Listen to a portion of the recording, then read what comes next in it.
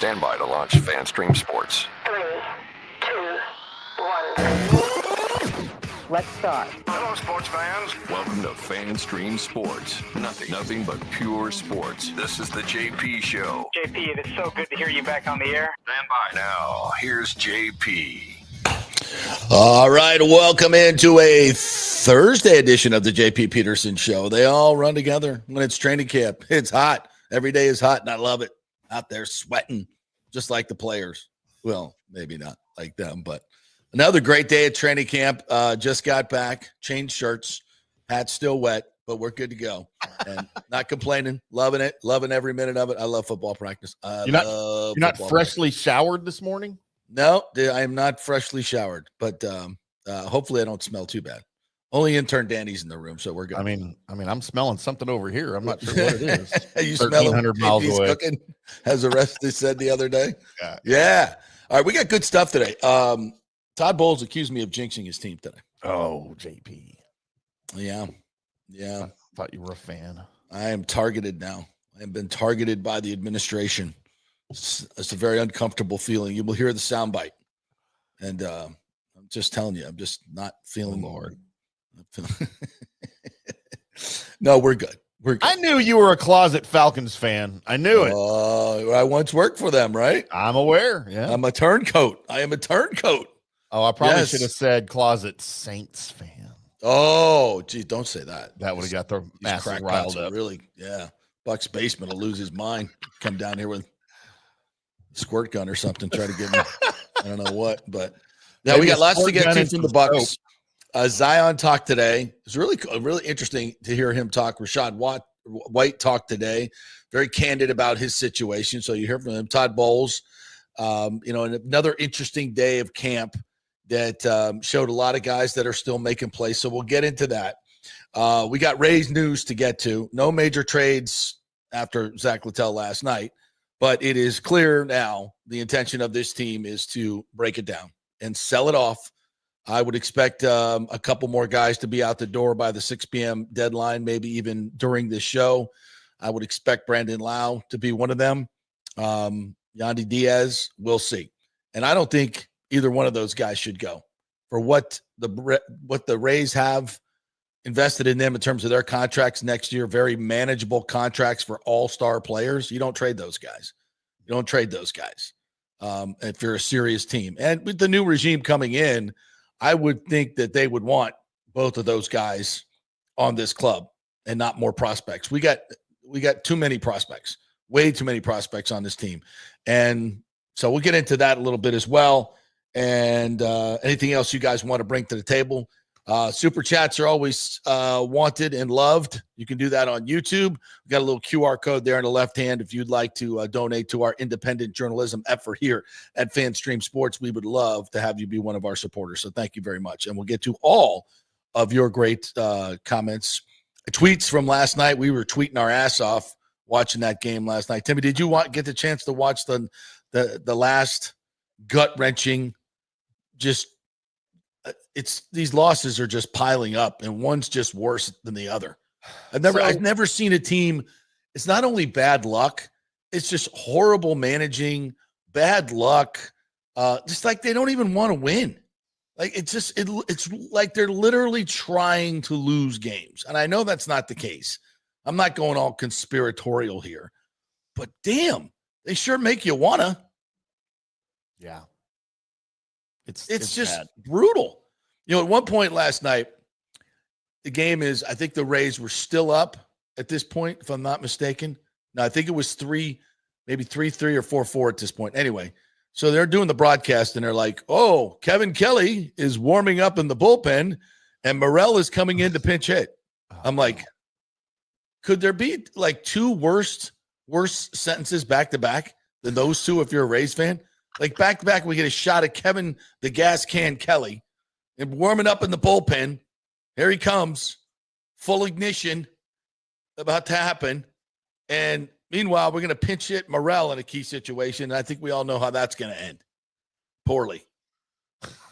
And of course, the Rays lose and get walked off, blow 3 leads and get walked off by the Yankees again. And it's just brutal. They could have won all these games. It's absolutely brutal to watch. I don't know that I've seen a balk affect a game as much as that, maybe in recent memory. I mean, normally Kelly just, serves up meatballs and they hit him over the wall. Right, that's his usual MO. He's finding new ways. So now he's like, I need to mix it up a little bit. Let me balk runners to second and third with nobody out. Extra innings. Got to mix up my mediocrity here. Can't just come out with the same sales pitch. I'm gonna show a little creativity. Let's go the balk route. Because the dude has no confidence.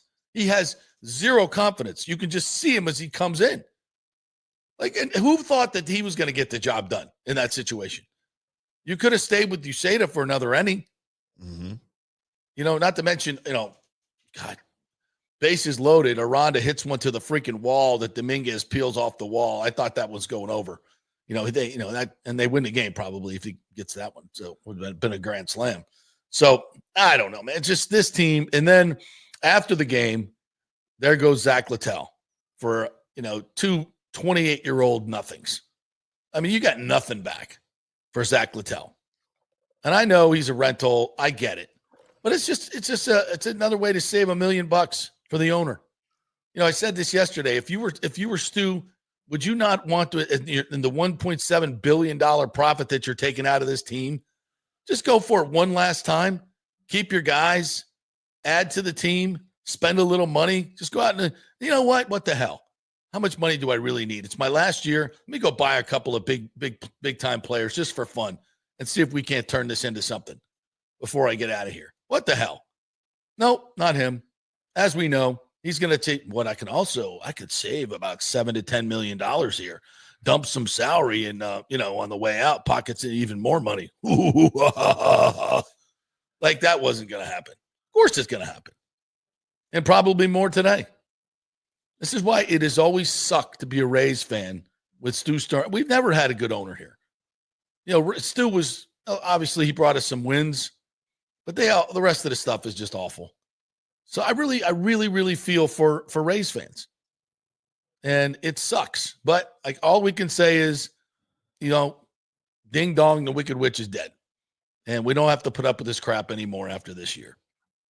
So how much harder would it be for the Rays, for Stu, and what we know is his swan song now, for him to say, look at the standings, look at the roster, look at the season, and say, man, we're right there.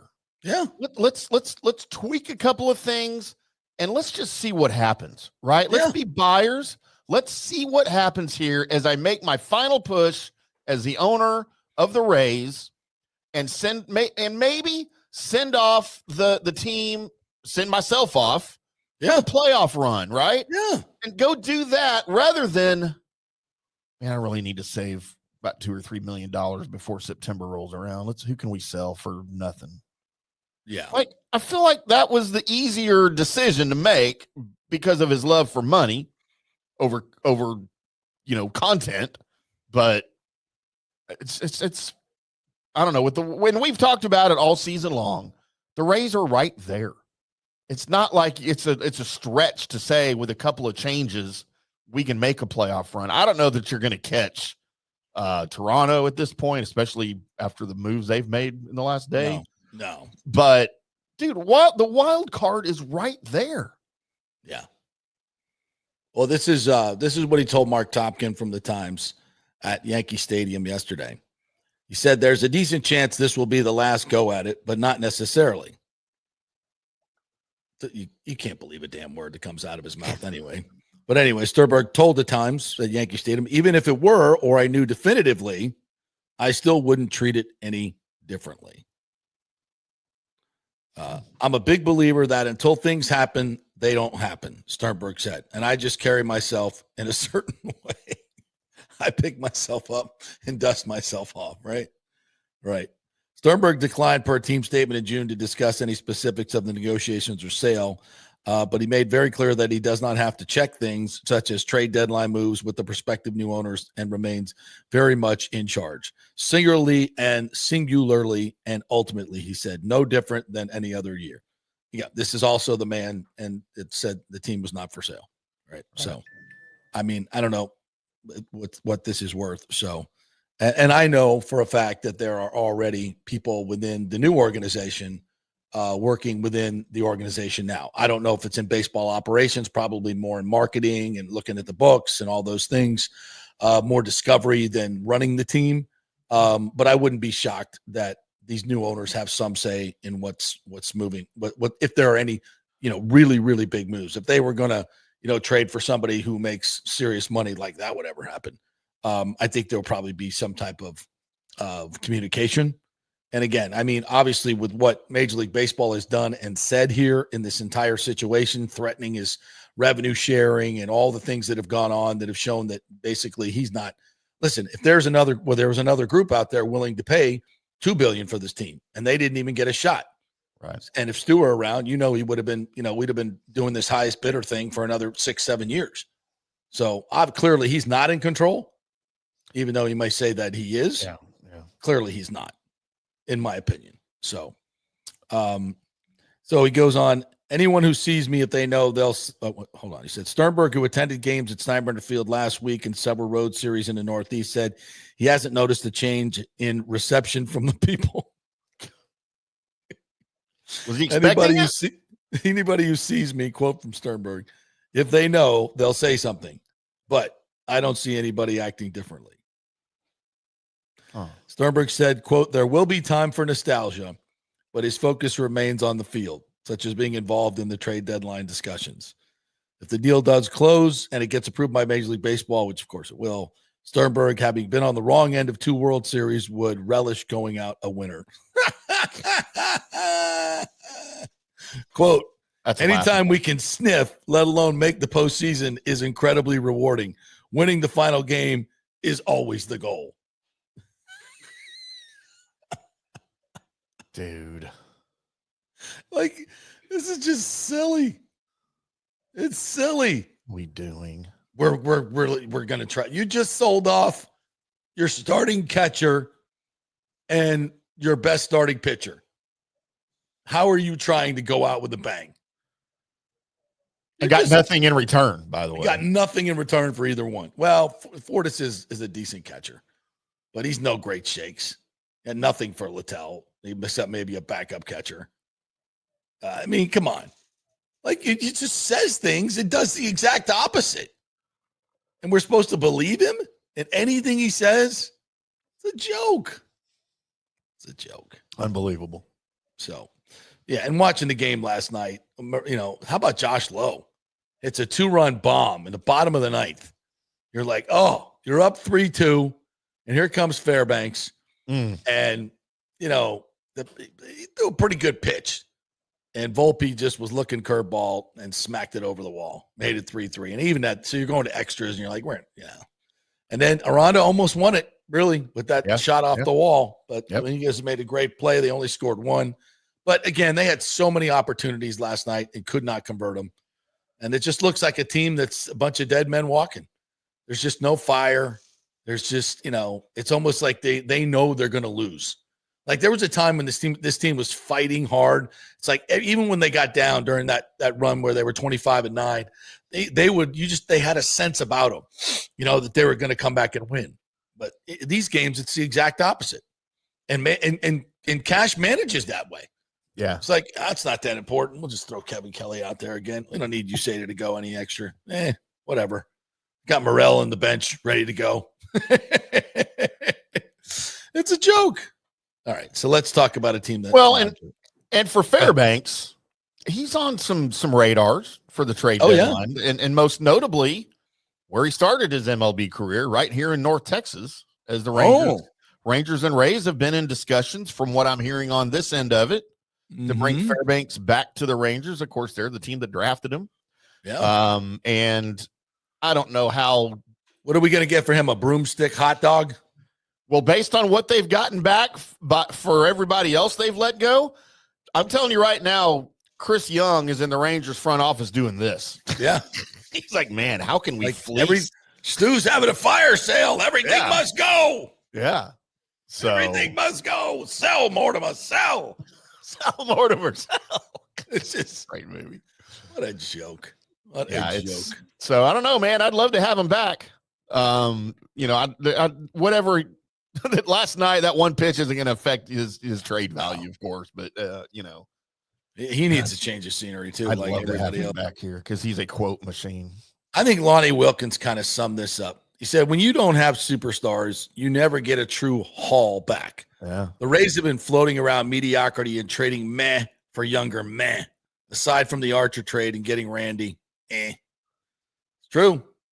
The trade magic of Neander has seemed to dry up. We're not getting back what we used to get back because we don't, to his point, we're not trading superstars, Right. Even though we got Squat back for Blake Snell. I mean, Glass now we got Pepio at least. So, but for the most part, they have not restocked the way they needed to. Yeah. Stu, Lonnie Wilkins continues. Stu has created this baseball algorithm that's just good enough to compete but never win a World Series, just like Smoltz said. Yeah. Give me a winner's mindset with new ownership. Hell yeah. Hell yeah. That's where our focus needs to be. Mm-hmm. And this it just further, for all these Sternberg apologists out there, and you know who you are. Oh, we got to credit Stu. He's been great. Look at all the games we've won. Get out of here. Get out of here. Yeah. I mean, come on. You can't be serious. But that's, to some people in the media, read the article. It's treated like, some nostalgic. Oh, we're really going to miss you, Stu. Really? Don't talk to the fans. Stop writing nostalgic stories. Go talk to the fans. There's no nostalgia with Stu Sternberg. Let's get the hell out of here so we can get some good ownership in here. Get a stadium where it should be, and let's move on. Let's make this what it always could have and should have been. Is anybody going to miss Stu? No. I can't imagine and that he's a pleasure to work I'm sure for. Romano will write a nostalgic column on the way out. But please. No. 90% of the fan base is like good riddance, if not more. If you don't work for Stu or get paid by him, it's like bye-bye. Rick said, targeted by the administration, let's hope Todd Clinton doesn't invite you to go fishing. You picked up on that, Rick, targeted by the administration. I knew you would. Douglas Batista, good morning to you, said, JP, read Tapkin's article about Stu. Just did. Based on your knowledge of new owners, any concerns? Sellers of businesses should run the biz until money in the bank, but this is Stu. Look, all of it, it's just hogwash. It's all just blah, blah, blah. I mean, you can't, as many of the people that have dealt with Stu, from Chris Lotvola to the mayor to every other public official now, they all know it. You can't believe a word that comes out of his mouth. So the quotes are just, they ring, totally hollow to me. And Tompkins just, he's just printing what he says. It's not his fault, but we can translate it for you. Poppycock. Horse hockey. Yes. Kenneth McClary said, what do we get for the trade? A couple of $1,000 and a water bat boy to be named later? Yeah, pretty much. Nothing to get excited about. The Padres are getting loaded in the bullpen. Yeah, they get Mason Miller. They gave up the third overall prospect in Major League Baseball. So, but that's Mason Miller's a piece that they desperately need, and he's a lockdown closer. So that's what good teams do. That's the way you go about winning championships. Not here under this guy, but soon, hopefully. Hunter Tubbs says they literally show Morrell walking up to the plate to pinch hit, and then the camera goes to Kelly warming up in the pen. Kill me. I know. I'm sitting there watching. I'm like, I had to tweet that out right away. I'm like, really? When these two sentences go back to back, Kevin Kelly warming up in the bullpen, Morrell stepping to the plate to pinch hit. You're like, Netflix. But then you can't turn it off because it's the burning truck. It's the fiery crash. You can't take your eyes off it, right? Oh, here we go again. Here we go. How are we going to do this? It's just a matter of how, just what it looks like. You know what's going to happen. Hunter says they literally. Oh, sorry, that's the last one. Christopher Cole says Cash can't be making those decisions by himself. Yeah, we talked a little bit about this yesterday, and I said it on Twitter last night. I just don't believe that Cash is making these decisions. I just can't. I don't want to believe it. I just don't want to believe it. He just looks like he's on autopilot. Does he not? You know, I mean, I don't know. I don't think he's that bad. In fact, I know he's not that bad of a manager. He's not. It's just bizarre watching the whole thing go down. It's like, you can't really be bringing in Kevin Kelly again in this situation. You can't. Yep. By the way, I heard a funny story about Kevin Cash and Terry Francona back during the Reds series. Did you hear what Francona did to Cash? Oh, put the strikeout up on the. He put a loop of every Kevin Cash strikeout when he was with the Sox, like just a video of a loop of every Kevin Cash strikeout when he played for the Red Sox up on the video board during batting practice. Yeah. He's done similar stuff before. I mean, they're best of friends, and it's right. Just like, but he always gets them. Yeah, it's kind of his managerial mentor, right? You know, from what I understand. Oh, absolutely, yeah. The guy cashed the job. 100 Tubbs says, I don't know, JP. I like the return on Littell. The catcher is hitting 290 with an 860 OPS in AAA this year. Been stuck behind Will Smith. He's 28 years old. Like, how good can he be? If he's still in AAA at 28, you know, you better be hitting 290 at AAA if you're 28 years old. Probably should be hitting better than that in AAA. I don't know. I don't know squat about this guy. I mean, you can just look at his numbers. But if he was really that good at catcher, would he still be stuck in AAA at 28 years old? I know maybe lots of teams need catchers. Yeah, never have enough catchers. Exactly. If he's not, you know, if he was that good, other people would have come and got him. He wouldn't have been, you know, stuck behind Will Smith if he was that good. You know, he's just a serviceable guy. He's just a guy. He's another one of those pieces that are just good enough to let you hang around 500 and be really, really cheap. And that's been the Rays' way. And we're so done with that. So done with that. Yeah. Yeezy said, I laughed my ass off last night when I seen Morel coming up to hit with 2 outs and then heard Kelly is up. It's like, you just can't make this shit up. It's like they keep showing up in the biggest moments, right? And it's just, that's managing, man.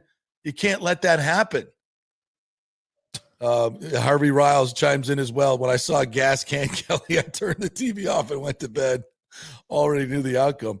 And for some reason, people were pissed at DeLuca when he let the ball go over his head. You like, guys, he's not throwing the guy out at third. He's just tagging up. Even if he goes and makes the catch, the game's over. Like, don't be concentrating on that. Oh, they're giving up. Yeah. Like, what's the freaking point? Yeah. No, I don't get mad at DeLuca for that. That's baseball. He knew he wasn't going to make it out. Well, what if the guy falls on the way home? Okay, well, you're running backwards to the wall in Yankee Stadium, 430 feet away from home plate. The guy could crawl home and score the winning run. So Douglas Batista says, being a Rays fan is not for the faint of heart. Favorite players traded away. Stu threats of moving. Shitty Trop. Cash's questionable calls this year. The bullpen and many more. Hopeful for new owner. You know, Douglas, you just nailed it. You know, we talk about this all the time. But it's just, you know, when you encapsulate it in all that, and this is what it meant. We've done everything wrong. If in the big picture part of baseball here in Tampa, you know, we had a terrible first owner. We built a stadium where we never should have built it. Major League Baseball told us not to build it there, but the people of St. Pete did it anyway. We got used by 3 franchises, and Namoli only got us a team because he sued Major League Baseball, and they didn't want to go to court. They finally had to give us a team, and they said, you know, Bud Selig said, yes, eventually the team will be in Tampa. So then we get another owner, and then their first owner is just god-awful. Poisons the water with all the businesses in St. Pete. Many businesses who swore they would never buy race tickets as long as they were there. So the first guy poisons the water. The second guy comes in, does some good things, but never spends any money. Always has a low payroll. And then does all this stupid shenanigans for 15 years with the stadium, holding up development in both cities. Never serious about getting a stadium because he was making so much money at the Trop rent free. And just played us for 15 years to walk out of here with a $1.7 billion profit. Yeah, and we've constantly had this It's placing, we've constantly had to go to a shitty stadium in a crappy location, just in terms of, we love downtown St. Pete. We always have to say it. Love downtown St. Pete. But yeah, we've done it all wrong. And we still have some of the highest ratings, TV ratings in baseball. We're packing the park at Steinbrenner. There's still a lot of thirst for Major League Baseball here, despite having all that crap go against us. And finally, we are on the verge of having people who actually care about this team, a group that a lot of the owners live here in Tampa Bay. It's about time. But you're right, Douglas. What we've been through, it sucks. It absolutely sucks. We've had some good times. There have been some good moments in the Trop, right? I get all that, but I just want more. Yeah. And it's coming. It's coming. I hope it's coming. Yeah. And listen, I know who these people are, but we can't make any promises about how good of owners they will be. I don't know that. I'm hopeful. And I'm very hopeful we're going to have a stadium on the water in Tampa. Imagine a iconic stadium on the water in Tampa, premium seating, lots of corporate support, more local revenue, spending it on the team, winning championships, all the same template that the Braves used. We can do that. That is possible. And I think it's going to happen. But I don't know for sure. Michael LaRue said, I would have rather kept Adam Serwanowski. This just looks like a salary dump. I guess it's business as usual. Yeah, it's exactly what it is. It's a salary dump. He's going out with a salary dump. How on brand for Stu Sternberg. Woo! Let's get excited. Another salary dump. Trade Fairbanks and Kelly for two oscillating fans in the dugout. Well, listen, I don't want to trade Pete Fairbanks. He's a good piece at a very reasonable number. So, he's not an elite closer, but he's pretty damn good for the money we pay him. He's a good piece. And he's a great locker room guy. Great locker room guy and a great guy to lead your bullpen. An oscillating fan might be all you can get for Kelly right now anyway. If that. Standstill one, maybe. Box fan on the floor. Yeah. He's like that thing you put on Facebook Marketplace you think you could sell, but nobody's buying it. They're just going to wait. They're just going to wait till you put it out by the curb. I'm going to wait him out. He ain't getting $75 for that. you know what I'm talking about, people. You keep an eye on it. It's like, sooner or later, he's going to put it out front. You got to wait him out. If Josh Lowe has another great game today, better watch out. Stu the Clown will trade him by 4 o'clock. I mean, I would call it, he hit a home run. I don't know if that's great. He's been better lately. But man, he has been overall a huge disappointment this year. Daniel Rivera says, once New York walked it off last night, I knew right there, then it's time to be sellers. By the way, we're going to get back to the Bucks here in a second after the break. So we got lots of stuff to get you. Yeah. So I just wanted to put the finishing shovelfuls of dirt on them here, like you guys are doing. Jonathan Burtek, haven't seen you in here. Welcome to the party. See that? I mean, Isaac Paredes was a sub 300 hitter, and then traded him for Morel. Should have gotten a lot more for him. Hell yeah. But Neander couldn't add salary. This is the problem. He's always been under orders from Stu not to add salary. So when he had to trade Paredes, he didn't have to, but they thought they needed to open the spot up for Junior. I contend you could have kept Paredes, Junior, Yandy, Aranda, and moved them around first and third, pinch hitting, coming off the bench. There were spots for everybody, but whatever. But when you go out there and you can't add salary, that shrinks the pool of the players that you can go after dramatically. So hopefully that's not, but still Morel was a disaster. It was a horrible trade. Although Paredes, by the way, just went on the DL, 6 months, Danny? Intern Danny says he's out for 6 months. He must have torn the hamstring off the bone or something. Rivera says, I believe Zalewski is going to have a different mindset when it comes to getting big name players.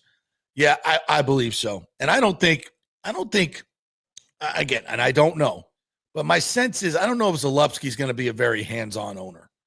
I think he's going to be a very hands-off owner and say, here's some more money, Neander, go do something good. I don't think, but I think overall their philosophy is going, they're not going to go crazy. They're not going to spend, $200 million. I think they'll be in the mid, 120s and work their way up to an average payroll as local revenue grows. Remember, they got to be in Trop for 3 years or 2 or 3 years. That's what it looks like. So, you can't go out and spend that local revenue that you're hoping to get from the premium seating. You can, but I don't know if they're that willing to do that much. But I definitely think there's going to be a significant, but I mean significant, into the 120s, 130s, in my opinion, in year 1, 2, at least by year 2. Daniel said, did you see the Colleen Wright article in the Times yesterday? Read Trop and cost overruns. We knew it's going to be easily over $100 billion for Trop repairs, if not more. So right now they're at 59, and it looks like they're going to have to add another 14 at least. This is just what they know. And when they get in there and start fixing things, the price is going to go higher. This is exactly what we told you months ago, and exactly what St. Pete didn't want to do. And I'm told that these settlement talks with Stu, he was asking for some ungodly number. Shocking development, because he had all the leverage. They have to fix it. So, you want a settlement? Richie Floyd from the St. Pete City Council is going to join us tomorrow on tomorrow's show. So, and I've tasked him with, you got to find out what that number is. I need to know, what did Stu ask for?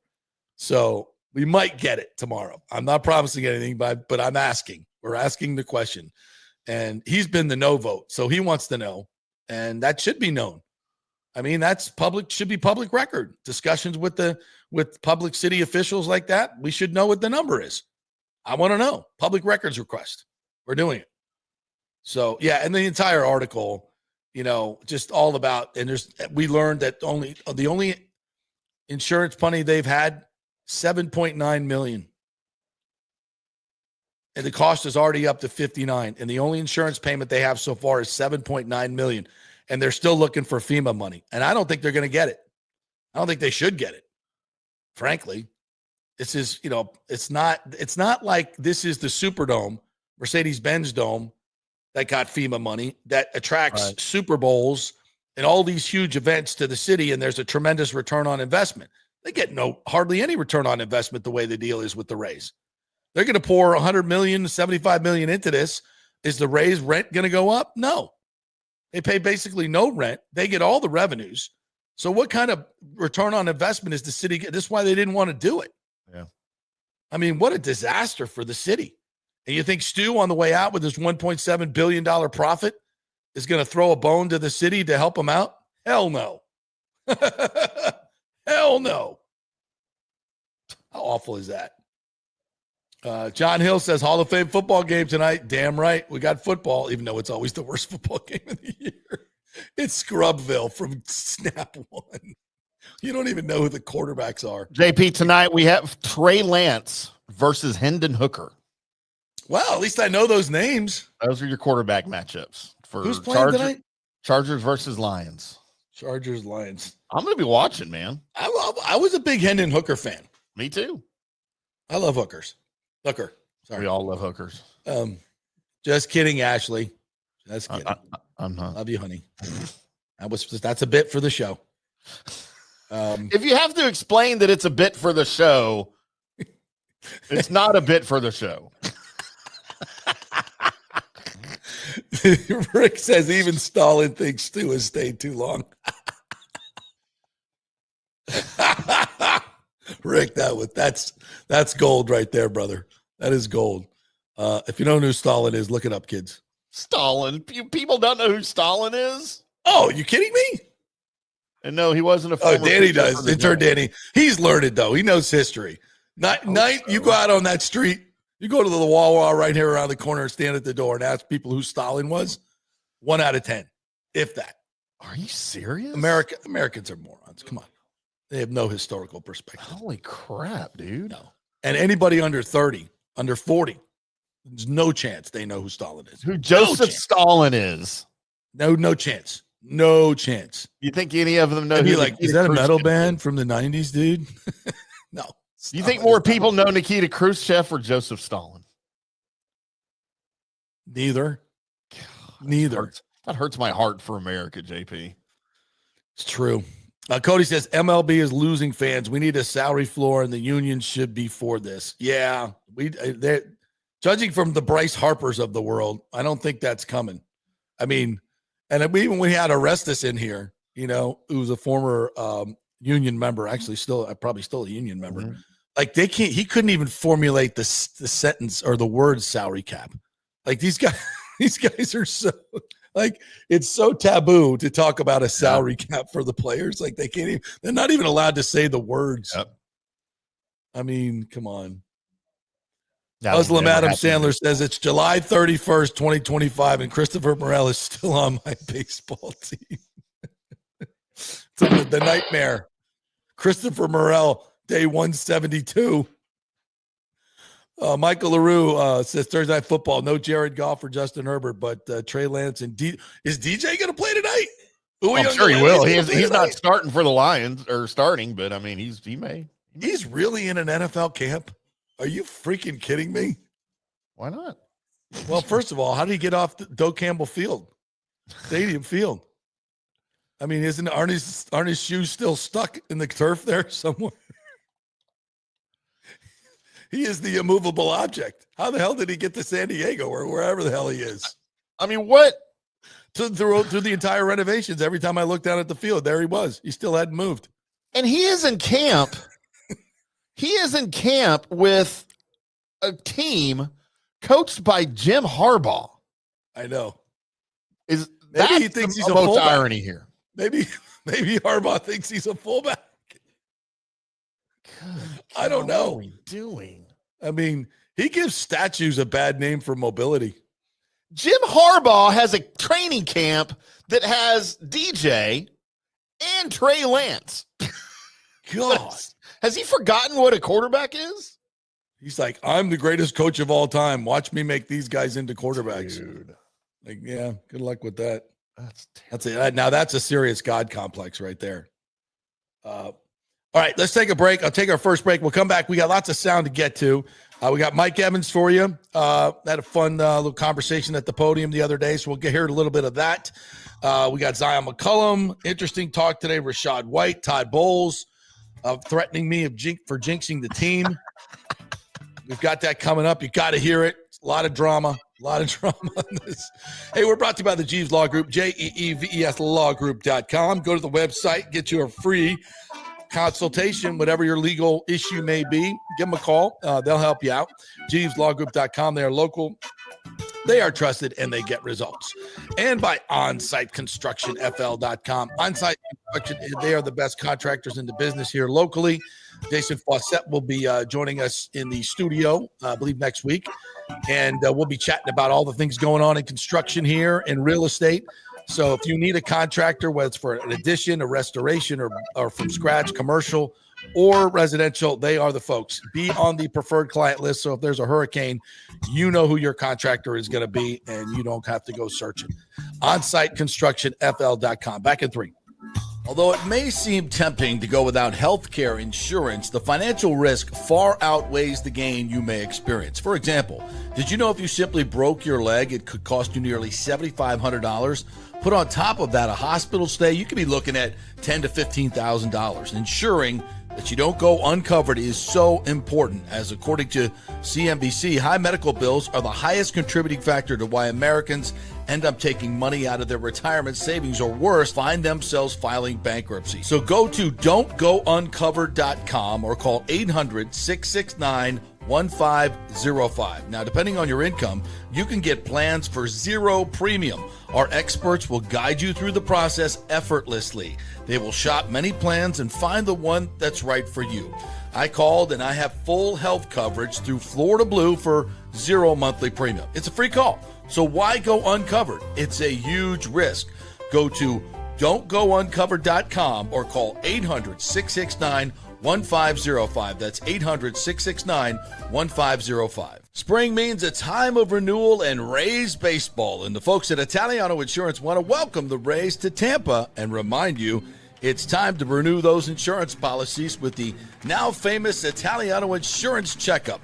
Let the experienced and friendly agents shop your policy for the best price and coverage.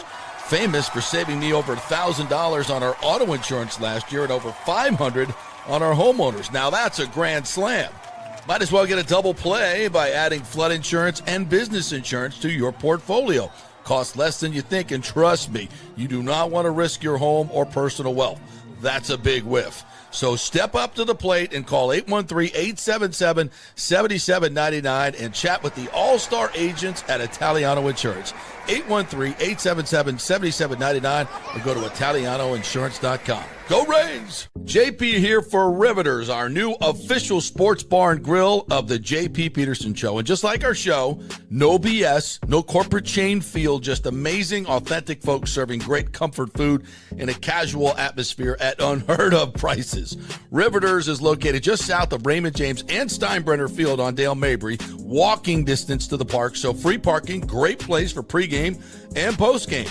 Let's talk about fresh food. Nothing is frozen. Burgers, wings, prime rib, roasted fresh daily, never frozen. That makes a huge difference. The mahi, the salmon, also super fresh. All our sauces are original recipes made in-house. Our Warhawk chili. Although it may seem tempting to go without health care insurance, the financial risk far outweighs the gain you may experience. For example, did you know if you simply broke your leg, it could cost you nearly $7,500?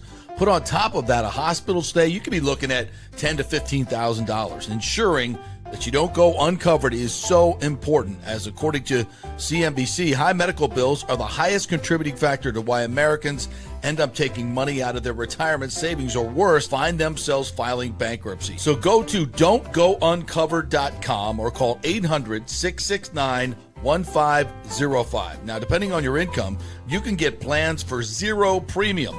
Our experts will guide you through the process effortlessly. They will shop many plans and find the one that's right for you. I called and I have full health coverage through Florida Blue for zero monthly premium. It's a free call. So why go uncovered? It's a huge risk. Go to don'tgouncovered.com or call 800-669-1505. That's 800-669-1505. Spring means a time of renewal and Rays baseball, and the folks at Italiano Insurance want to welcome the Rays to Tampa and remind you it's time to renew those insurance policies with the now famous Italiano Insurance Checkup. Let the experienced and friendly agents shop your policy for the best price and coverage. Famous for saving me over $1,000 on our auto insurance last year and over $500 on our homeowners. Now that's a grand slam. Might as well get a double play by adding flood insurance and business insurance to your portfolio. Costs less than you think, and trust me, you do not want to risk your home or personal wealth. That's a big whiff. So step up to the plate and call 813-877-7799 and chat with the all-star agents at Italiano Insurance. 813-877-7799 or go to ItalianoInsurance.com. Go Rays! JP here for Riveters, our new official sports bar and grill of the JP Peterson Show. And just like our show, no BS, no corporate chain feel, just amazing, authentic folks serving great comfort food in a casual atmosphere at unheard of prices. Riveters is located just south of Raymond James and Steinbrenner Field on Dale Mabry, walking distance to the park, so free parking, great place for pregame and postgame. Let's talk about fresh food. Nothing is frozen. Burgers, wings, prime rib, roasted fresh daily, never frozen. That makes a huge difference. The mahi, the salmon, also super fresh. All our sauces are original recipes made in-house.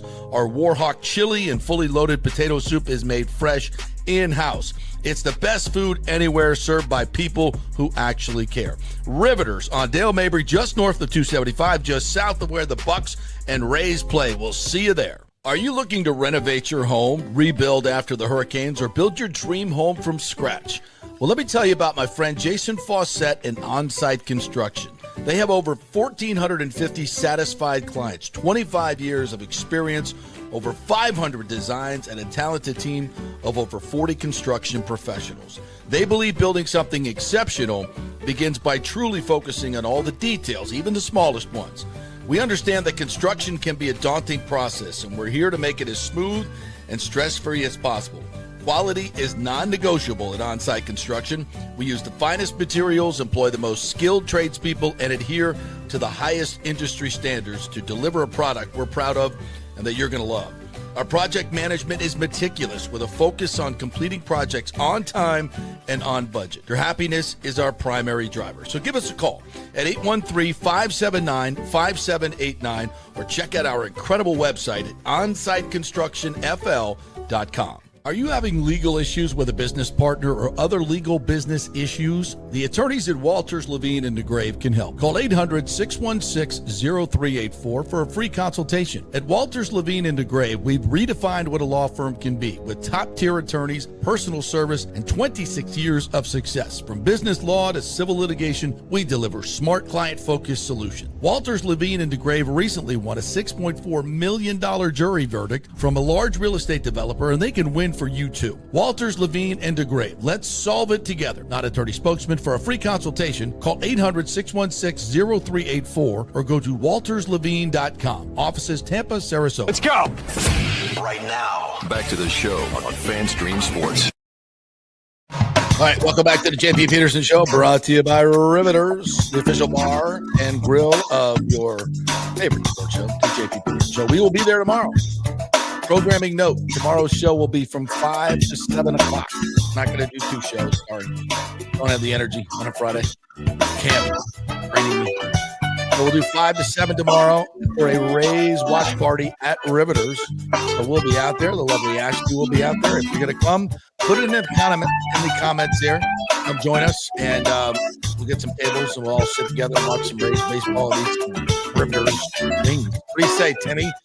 Have some wings. I'm on my way. There right now. Just now leaving. Chicken dip.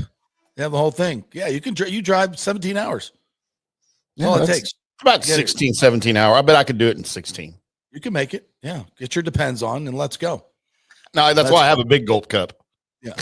Riveters. Feel comfortable. And on over there. I think Nathan Elliott, I saw him at camp this morning, and he may be over Riveters right now, enjoying some of the fine food and drink. Yes. Nathan was our hype man today. We walked by. JP Peterson, do the report, guys. Here comes the game. Yeah, he's the best. He is the best. All right, let's do some Buccaneers, shall we? First of all, some observations from today's festivities. They did a lot of 11 on 11. First of all, Baker and Evans are like in mid-season form. I mean, their chemistry,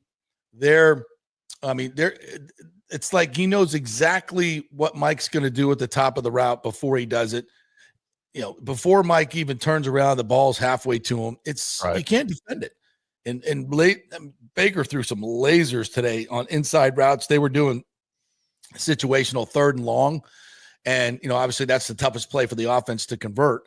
And it takes anticipatory throws, knowing exactly what the coverage is and seeing your matchups and knowing who's going to win.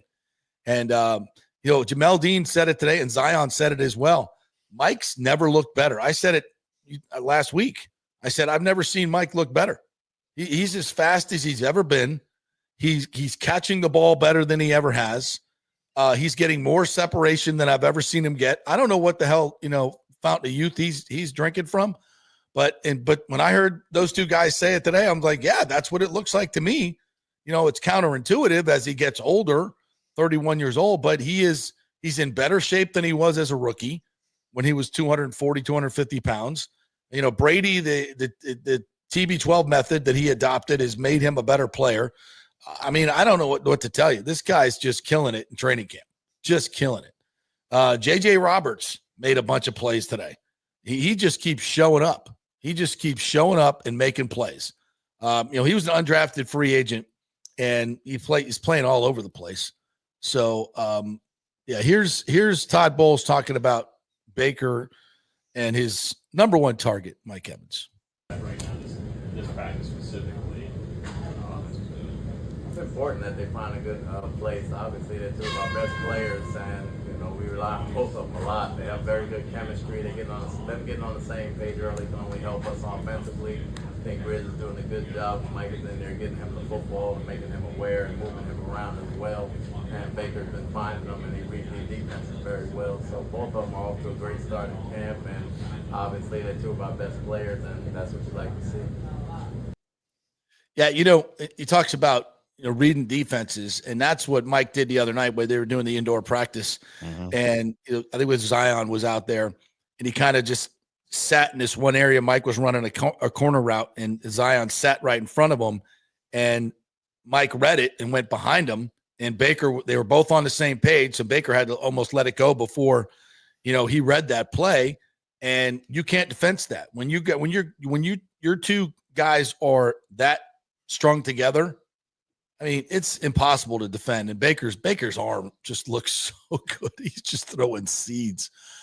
So I asked Todd also about like who's going to start at nickel, who's going to play nickel. Little did I know, everybody, like everybody's cross training. Listen to this. Everybody's cross training at nickel. And Zyon also said today that he's matching up against the certain receivers, like. He said 5 against the Falcons, Drake London. So instead of, Zyon playing right side, Jamel playing left side, what they're going to do, and then whoever's going to play nickel, they're looking at like the receivers that are in the game. Like, okay, Jamel matches up best with Drake, or Zyon does, whatever it is. So now they're going to get these guys matched up better. And I think this is a way better philosophy for me. Because what the offense knows, if your one corner is really good at press man, but he's not as good running with players, blah, blah, blah, then the offense, it was easy to dictate which corner you would get because they stayed on the same side. Well, they're not doing that anymore. So now it's going to be harder to get the matchups the offense wants. Makes sense? Yeah, makes a lot of sense. So basically, this answer right here basically tells you everybody's cross-training at every position from corners. Is there. JJ is there. Lion is taking reps there. We have a bunch of guys. Winfield's taking reps there. We have a bunch of guys that know how to play nickel and learn how to play nickel. It gives us options going into game in and game out of things we want to do. So right now, everybody's doing a very good job right now where they're supposed to be. We'll look at the preseason games and we'll see what combination matches up best for us. So Paris is taking a lot of reps. Yeah, Paris is taking reps. Everybody's taking reps at nickel. So we don't know who's going to start. And I frankly, I don't think it matters. Yeah. To me, we've seen Benjamin Morrison taking reps with the number ones with Jamel Dean. And Jamel Dean said today, it's like iron sharpens iron. He basically said, these guys are nipping at our heels. We got to go out and make plays. We have to go out. Zyon said the same thing. Like, we have to make. Zyon had a chance today to make a big pick, and Jalen McMillan kind of knocked it away. And he said, that's one I got to have. I even tweeted that out. I said, it's a nice pass breakup, but you got to turn those into interceptions. And that's exactly what Zyon said when he came to the podium. And that's the focus. Much more aggressive, no playing off guys. It really physically attacking coverage instead of these wide open receivers that we saw last year. And man, that is absolute music to my ears. It's music. But it's harder for offenses to prepare against too in the long run. Exactly. All right. So here's the payoff today. I have been accused by the head coach of the football team of jinxing his team. Great. As if he needed more jinxes. He needed more jinxes, right? So I got to own up to it. Here it is. Todd, you look around the league, you see dust-ups in camp all the time between players on the same team. We've seen it out here for many years. We haven't seen one this year. We talk about the chemistry all the time. These guys, they're going at each other, but they genuinely like each other. Talk a little bit about the chemistry on this team. I think you just jinxed it personally. They're playing hard, they're practicing hard, and we're knock on wood. I'll buy you lunch if that happens throughout the other camp and we can get out of it like that. Don't want it to happen. I understand some of the things that go on out there, but they've been doing a good job taking care of each other, just having honest competition. Hey, Coach. Well, there you go. So I've jinxed the team, and we're going to definitely have a fight tomorrow. There you go, JP. Without question, and it's going to be my fault. But if they don't fight, I get lunch with the coach. There you go. So I got that going for me. Exclusive. Which is not right. That's nice, right? All right. Here is is this Zyon? Yeah, here's Zyon. Here's Zyon talking about the different strategy, philosophy for the defensive backfield and the rookies as well. I love it, because it allows me to up my versatility in terms of playing a lot of these bigger receivers, and when they move their best players into the slot, and Atlanta, they like to move 5 around a lot. So anytime I'm able to get good at playing in the slot, right side, left side, it just allows the versatility and me to match up a lot better. There's been a lot of turnovers created by the defense so far during this training camp. How happy are you with the production by really everyone? That's exactly what we've been harping on. That's exactly what Bowles was harping on during OTAs. We watch turnover circuits weekly as a defense, and it's really translating. I feel like the past couple of seasons we talked about it a lot and come up a little bit short, but to see that we're now capitalizing on that, everybody's taking it very, very seriously, and we're going out and executing. You almost had one today. Was that the receiver kind of playing a little bit more defense on that one? Yeah, Jalen, he got a hand in there, but I got to be able to come down with those. Those are the type of game-changing plays that I've been working on and that I need to be able to execute, especially in big moments. There it is. I mean, they got to make those plays. And the thing is, if they don't make them, here come the rookies. Because Ben Morrison, I'm going to tell you, that dude is a ball hawk. He's got to get on the field. It would not shock me by year's end that, that he's starting at one of the corner positions or playing more snaps than Dean and some of the others. Would not shock me whatsoever. And that would mean he's making plays. And that's a good thing for everybody. For everybody. I think we got one from Rashad White here. I'm asking him about how he kind of balances those selfish goals and getting a new contract with team goals. His contract year for you. You guys have so many weapons. I mean, you think about how many touches you want to get a game. Have you got a sense from Grizz how many you're going to get? I know it changes from game to game, but just how do you approach that whole thing mentally? Man, the biggest thing I approach right now is just when my numbers call, make plays. Right. Don't take a play off and make the most of the touches I get. So I'm not really thinking about none of that, just all honesty. And I'm just here to have fun and see what happens. To give you a sense of urgency on each play that you get a touch? I mean, the crazy part being in year 4, it gives me, I don't think it gives me like really a sense of urgency. I just think me wanting something for myself, wanting to be great, wanting to be a guy that's looked at obviously still as a playmaker on this team, gives myself a sense of urgency. Coach said some great things about you. There's Rashad White. I think it's tough for guys like that. It is a contract year, but I think he's got, as you can hear, he's got a great mental, perception of what he wants to do this year. And that's just take advantage of every single play. Yeah. And that's the focus you got to have. You don't know how many touches you're going to get.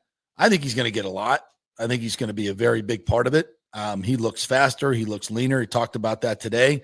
I asked him how fast he is. He said he's gotten up to 21. He's gotten up to 21 miles an hour, which is elite speed in this league. He looks faster. And they study all that. They get all the numbers with their catapults that you see them wearing there. They get all those numbers in practice, where their speed's at and what have you. So how long they run, how far they run.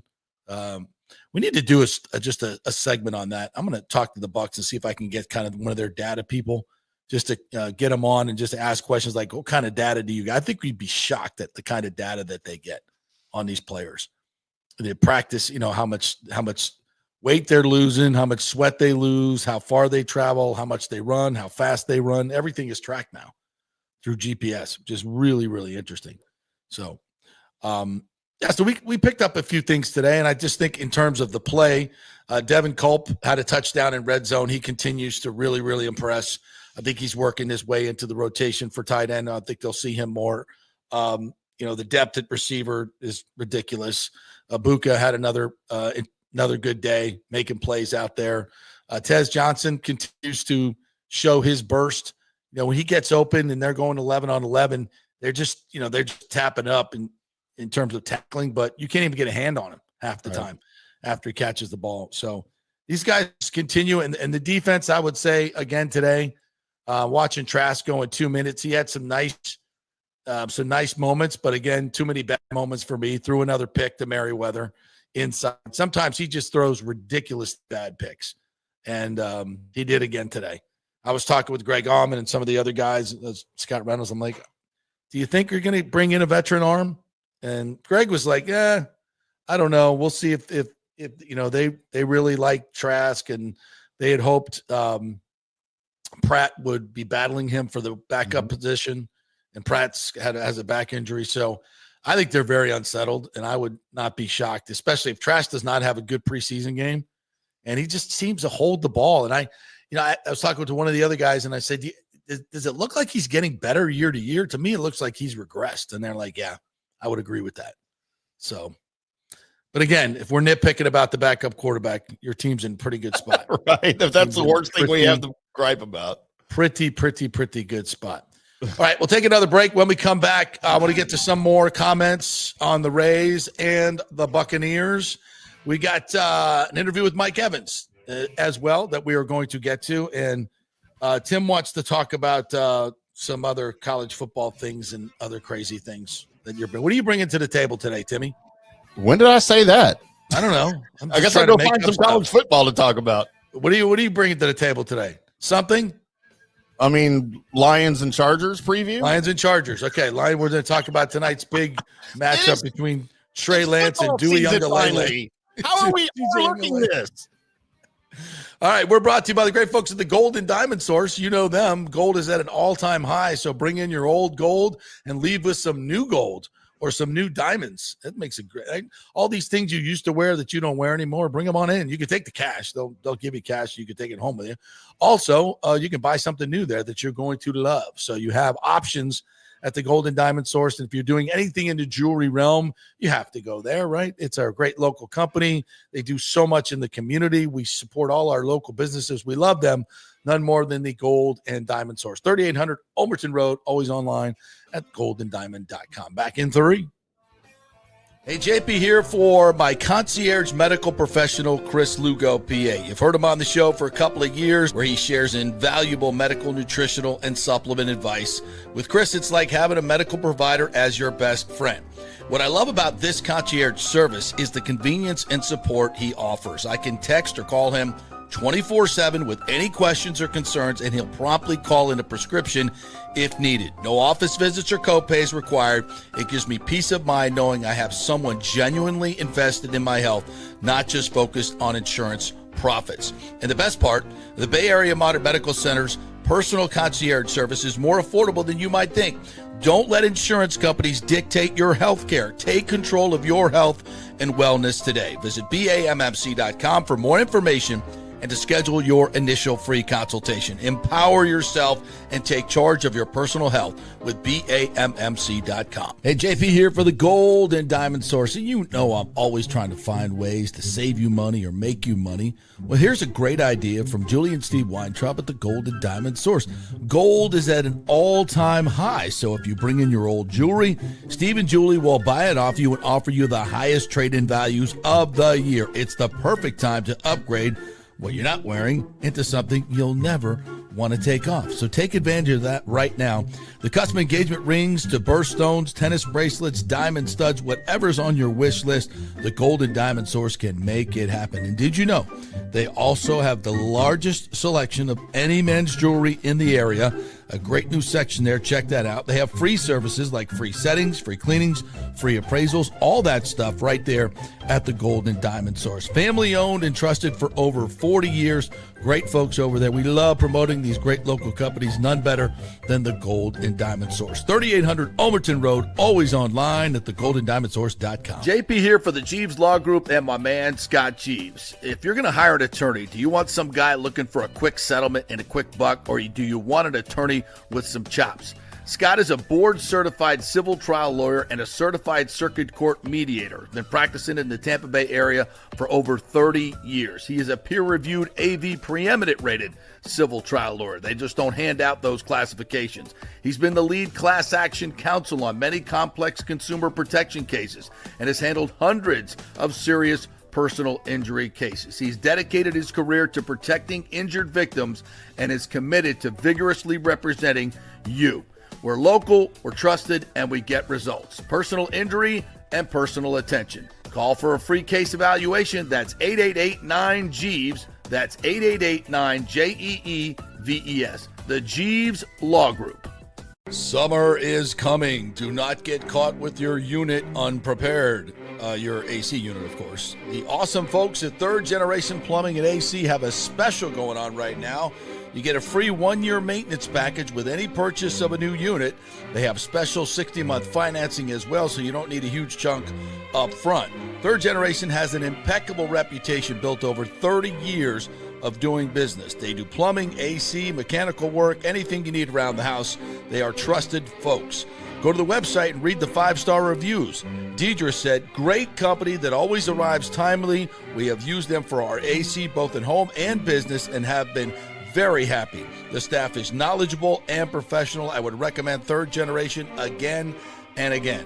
So give Third Generation a call at 813-961-8024 or go to thirdgenerationplumbing.com. Ciao, Paolo Tini here, owner of Caffè Paradiso, voted number 3 People's Choice Award on Open Table. I want to thank all our loyal family of customers that have been enjoying our great traditional Italian dishes we make from scratch every day. It's a great family story we're proud of. Our family moved from Rimini, Italy in 1984. My dad, Caesar, started Donatello, and that's where I got the start in the restaurant business. I started Caffè Paradiso on South McDill in 1995, and we've been there ever since. From our traditional ossobuco, a veal slow roast for 4 hours, to our daily fresh catch, the Gruppo Paradiso, with a piccata sauce and lobster claw meat, homemade pasta like lasagna, farfalle salchicha, which is a bow tie pasta homemade with fresh sausage. Hold on a minute, JP's favorite. I love it. So come and have a glass of wine with me on South McDill. Get a reservation on Open Table and see all our 5-star reviews. Ciao, see you soon at Paradiso.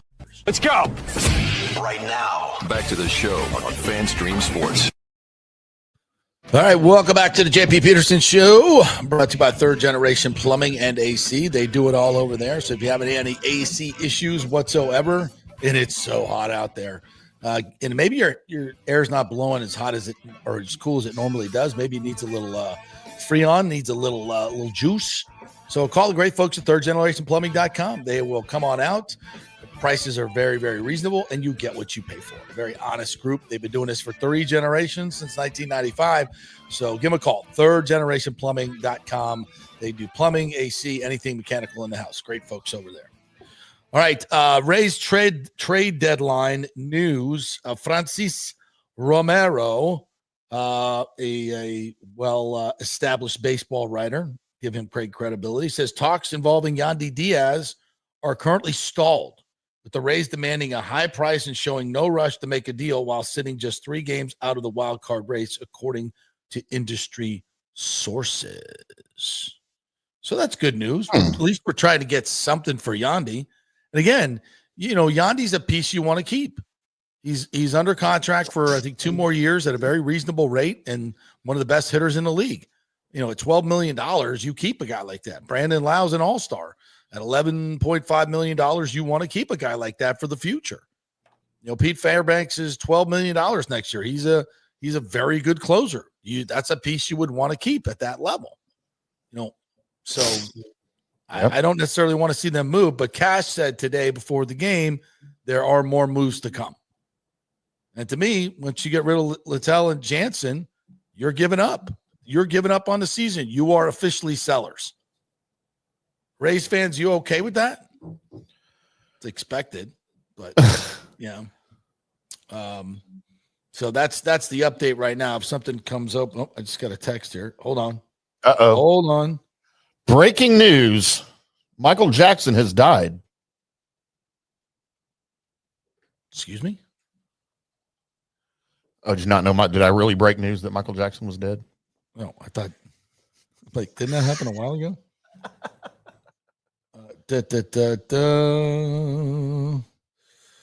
Okay. Nothing to report here. Nothing to report. Nothing to see here.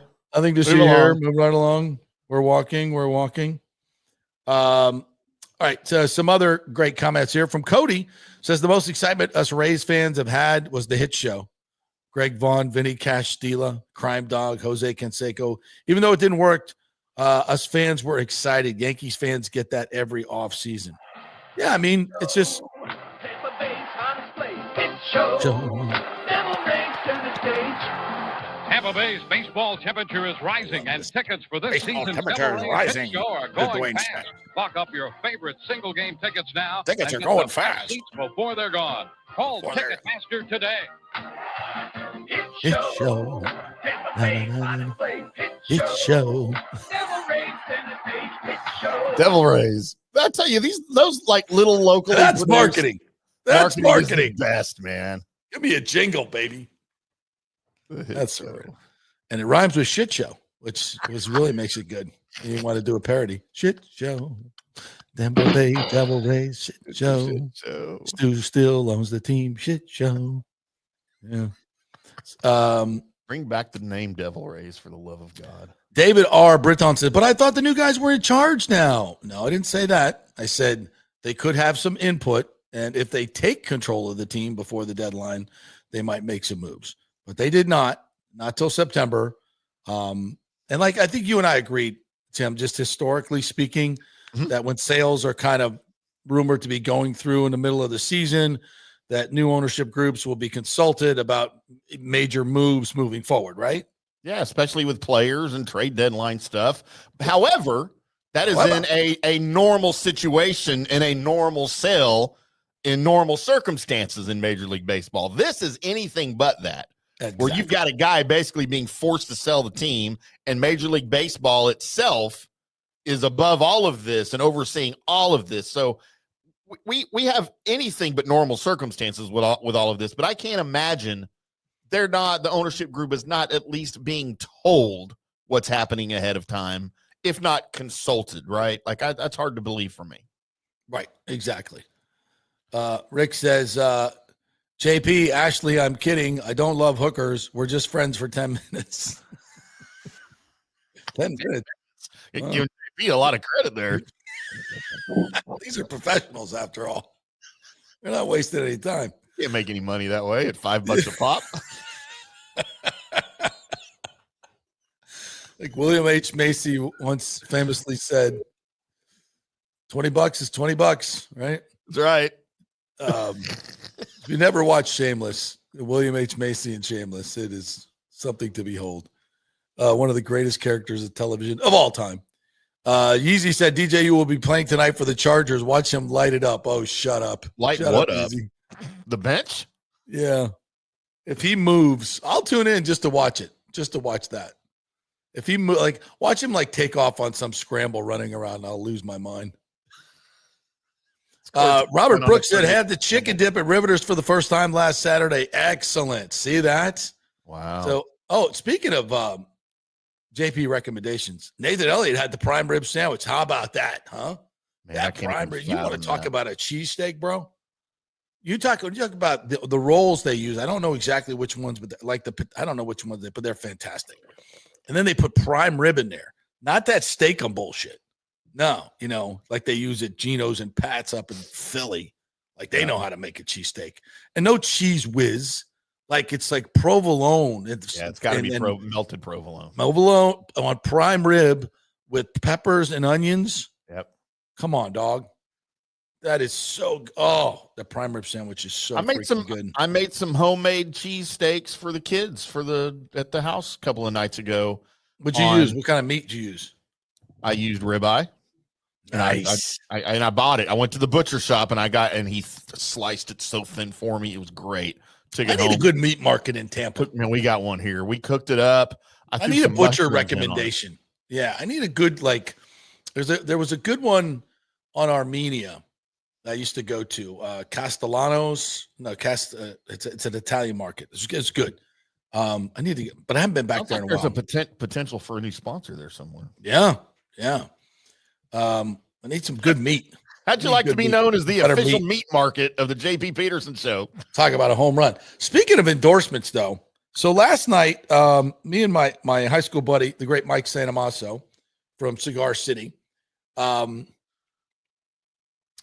he was in town, and I'm like, let's go get dinner. I'm going to take you to the best Italian restaurant in Tampa, Cafe Paradiso. He's like, really? I'm like, yeah. When Sal Paolantonio comes into town, that's where he goes. Like, let's go to Cafe Paradiso. He loves veal. So what was the special last night? Man. Veal. with the mushrooms and the marsala. Yeah, that's what I had, the Ville Marsala, when I was there. Yeah. So good. So freaking good. Yep. And we split an order of lasagna for our appetizer. Yep. He's like, dude, this is unbelievable. So we're walking. So the Apollo wasn't there this night. His brother Stefano was there.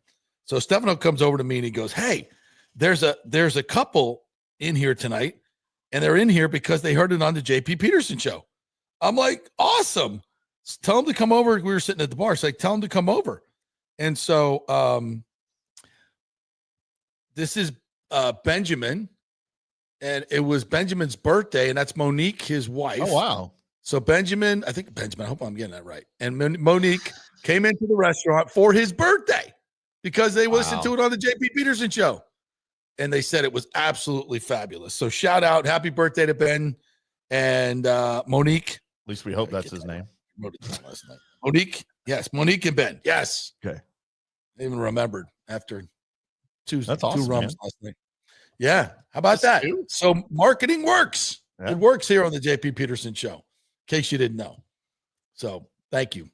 And what a meal. Oh, and I had the salsicha last night. Sausage with the bow tie pasta. Freaking mouth is watering right now. Nathan says JP has a jingle. We need a jingle. We're working on a new open, Tim says. Yeah, we are. Keep drinking. It gets funnier, Nathan. It does. About to have some Jaeger is what I'm about to have. Oh, yes. JP has Benjamin kiss the ring. No, I just want to get a picture with him and post it. Absolutely. It's Kenneth McClure says, yeah, the Rays are looking to get high draft picks in the concession stand draft for Yandy Diaz. Yeah, probably. Just get something. Get something in return. That would be nice. Absolutely. All right. So Mike Evans chatted with the media the other day. And I'm telling you, the dude has never been in better shape. He looks absolutely fantastic out there. And Bowles told us the other day that they're trying to give Mike more days off, and he doesn't want them. Yeah. Like, I mean, talk about leadership. Kind of guy. Talk about wanting to be great. I'm telling you, I think this, if he wants to, he could play till he's 35. And if he does, he could like rewrite the record books. Now, he's not going to catch Jerry Rice. Jerry's at like, I don't know how many thousands of yards, total yardage leader, way behind that, but he could be second in almost every category if he wants to play that long. Especially Baker, and he's going to have the same quarterback, Baker, for another 4 or 5 years. Those two guys could go for another 4 or 5 years. How about that? That's amazing. That's what we were talking about with the Super Bowl window yesterday. Yeah, absolutely. With Baker here, I mean, it could go till Baker and Mike are, mid-30s. Yeah, and Baker's got his money guaranteed for next year, so they'll work out a contract extension, and he won't be making $60 million. He won't. No, he'll leave some on the table for the rest of the boys because that's what he does. That's real leadership. All right, here's Mike Evans. Hey, what's going on? Who's got the first question? Between what you guys are doing, there's obviously some continuation over last year, but with Grizz now. I can't give you that information. No, it's the same. It's the same thing. So it's actually been pretty smooth this offseason and this training camp. Just adding new wrinkles here and there, but it's been smooth. It's been good. Continue to move around as you always will, probably. Absolutely. You talk about some of these matchups going up against the defensive backs in this room, like particularly Zyon when he's gone up against you. It seems like there's been. What happened? What happened was, where'd he go? I didn't do it. Did you do it? No. It just stopped. It just stopped. Hold on. No, it just stopped. All right, we'll take it out. Hang on. And we'll put it back in. Is that what you're doing? It still ain't playing. Hang on. Hang on, kids. Stand by for news. Might be Tim to the rescue here. Remember that WKRP? Who remembers WKRP since? Oh, me. Well, what made me want to get in radio? In Cincinnati. Yeah. Well, you never met Lonnie Anderson, did you? I was a Bailey guy. Bailey was hot, but she was no Lonnie Anderson. Oh, yeah. So it's too big for me to add to the stream the other way. Right. But if That's if you can give me about 3 minutes, that's also what she said. 3 minutes? I can cut it down. So if we want to vamp for 3 minutes or so. I do have an exciting announcement. Okay, well, let's as I want to do. So, as you know, I work for the Tampa Bay Lightning in my off time as a pregame and postgame and intermission report host on the Jumbotron and the radio network. You do? Well, the Tampa Bay Lightning production crew, including moi, have been awarded, let me see if I get this picture, the Stanley for game presentation. So this is the best game presentation. We've been a finalist, I think, 3 years, and we've always lost out to the stinking Las Vegas Knights. But there you go. There's our trophy. Screw the right Knights. there. Took in a little picture with the John Franzone, the man that makes it all happen, the Wizard of Oz behind the curtain, and Greg Wolf and Sonia and myself there, and of course Paul Porter, our PA man,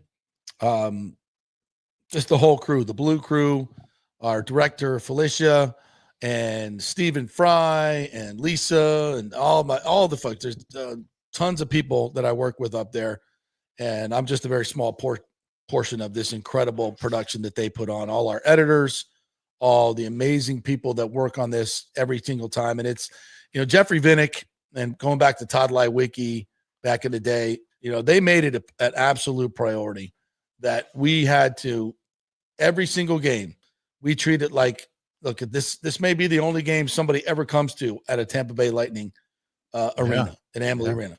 And so we want to make sure it is the best experience that they ever have. And we do a lot of rehearsals. I'm a very small part of this. These other folks behind the scenes, they work their ass off. They stay long hours, and they, 18-hour days on game days, 18, 20-hour days. And it's tremendous. And I see the work that they do behind the scenes, and it's no joke. And it's no accident that we finally won the best game presentation in all of NHL hockey. And I've told you for years, other teams come and they watch what we do, and they come behind the scenes and take notes and all that stuff. So this is a tremendous honor, not to be part of the team that got this. I mean, this is our Stanley Cup game presentation. This is it. This is the highest honor we can get. And Greg Wolf and all the gang that do the heavy lifting, and John Franzone, especially our leader, is just absolutely one of the most talented and hardworking, detail-oriented people you will ever meet. And it's a really, really cool thing. I've been doing things. I've worked for a lot of people, a lot of different organizations. I've never worked for a production group as good as this. They are fantastic, and the standards are very, very high. And when we F something up, we make sure we don't do it again. Yeah. So that's like the pre and post game show equivalent of a Marconi. It is. Yeah. It's a Marconi. It's an Emmy. It's a Stanley. Yeah. So congratulations to the entire team, and I will be back for my 11th year. So wow. What an accomplishment! Yeah. Congratulations, man. I can't. That's slowly fading me out, but no, I love it. There's great folks over there. I love working with them. They make it so easy, and we have a lot of fun with it. And so I look very much forward to reprising my role as JP Burgundy for the upcoming season, and other dress up things that we love to do over there. So, want to give Mike another shot here? Well, after we tell you, Michael LaRue says Pepio just gave up 3 runs in the first inning. When Pepio's given up 3 runs, everybody's quit. So anyway, right. I don't know if you've heard, Tim, but it's football season. Here's Mike Evans. Let's see. Cut 2. Hang on. Now I'm checking on Rays. It is 3-0 after 1. Yeah. I just told you that. I know. I didn't believe that. I had to look for myself. All right, here's Mike. Baby. Hey, what's going on? Mike, any big differences between what you content, Mike? Obviously, some continuation over last year with the Grizz. Now I can't give you that information. No, it's the same. It's the same thing. So it's actually been pretty smooth this off season and this training camp. Just adding new wrinkles here and there, but it's been smooth. It's been good. Continue to move around as you always will, probably. Absolutely. You talk about some of these matchups going up against the defensive backs in this room, like particularly Zyon when he's gone up against you. It seems like there's been some great battles. Oh yeah, that's my guy in Galveston, Texas. Galveston on Galveston. We're sharpening each other's game. It's crazy, seeing him and his brother when they were young, and now I've been competing against him, and he's been my teammate for 4 seasons now. He's come a long way, and one of the best corners in the game, and it's a battle every time we go against each other. He was talking about, too, like that last game of the season, of the regular season, Mm-hmm. how much it meant for him to be part of being able to get the ball back so that you could have that big moment. He's like, there's no way I was letting them get past me on that. Just the fact that your teammates want so badly, they wanted so badly for you to have that, and now they want so badly for you to be able to sit atop the record books all by yourself now. Yeah, that's what makes it even more sweet, that people want it just as bad as I do. So I appreciate them for that, and look forward to having a great season on both sides of the ball. Mike, you guys have been outside in some record heat indexes. How nice is it going to be inside tonight? I'm not a big fan of turf, but not being in the heat is a plus. So it's like, choosing your battles right here. So I guess we'll take this without the heat. But the record heat, it always feels hot in Tampa no matter what it is. So it's always hot. Would you say, obviously, when you won the Super Bowl, you won it all. But with the running attack that you have, the receivers, Baker, the offensive line, would you say this is as balanced as it's ever been for you as a Buccaneer?